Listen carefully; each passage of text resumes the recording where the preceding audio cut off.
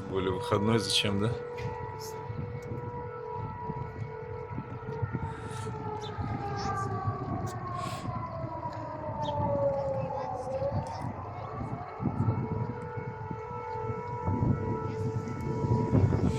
В Туле сирены народ запугивают, наверное.